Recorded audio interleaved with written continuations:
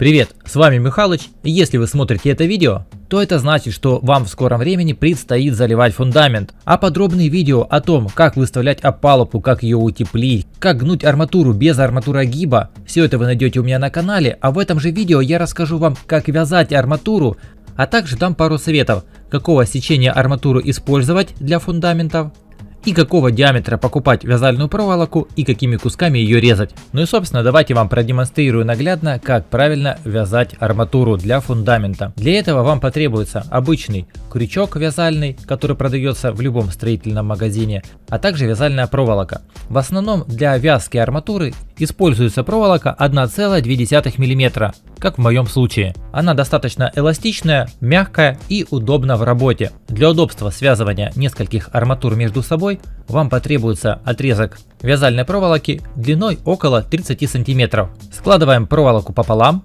заводим ее под арматуру и сгибаем ее таким образом, чтобы часть проволоки с петелькой была на пару сантиметров ниже второго конца проволоки. Вставляем в петельку крючок и загибаем второй конец проволоки на крючок. Вот для этого и нужно делать второй конец проволоки длиннее. И затем закручиваем по часовой стрелке. Если загибать второй конец проволоки с обратной стороны крючка, то крутим против часовой стрелки. Здесь все логично. И давайте еще раз закрепим. Взяли проволоку, загибаем ее под арматурой, вставляем крючок, загибаем второй конец на крюк и делаем несколько оборотов.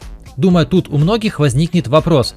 Проволоку мы просто затягиваем, либо крутим до того момента, пока она не отломается, как это только что сделал я.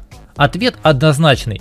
Из личного опыта хочу сказать, что вот так отламывать намного лучше, чем вот так вот оставлять, так как здесь вы можете немного не дотянуть и арматура будет ходором ходить. А когда вы отламываете проволоку, то она держится максимально крепко. Ну и теперь, как обещал, пару слов о вязальной проволоке.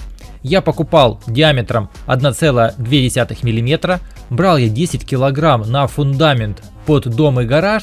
Могу сказать, что еще пару килограмм у меня и осталось. Общая длина фундамента была 80 метров. Делил бухту на 4 части и при помощи болгарки распиливал весь моток. Если сам моток диаметром будет меньше, то тогда делите на 3 части. Проволока пускай будет длиннее, чем короче. И также про арматуру пару слов.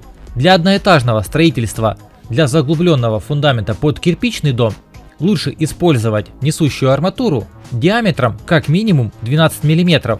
Это самая ходовая и распространенная, можно больше, но не меньше. А для хомутов подойдет арматура сечением 8 мм, ее с головой хватит. Также такое сечение арматуры подойдет для строительства двухэтажных домов из газоблоков.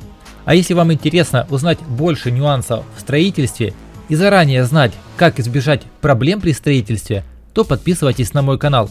Будет еще очень много интересных видео, которые вы всегда сможете найти на канале Михалыч в плейлистах. На этом у меня все. У кого остались вопросы, задавайте их в комментариях, с удовольствием на все отвечу. Я же вам желаю легкого строительства и удачного дня. До встречи в новых видео. Пока!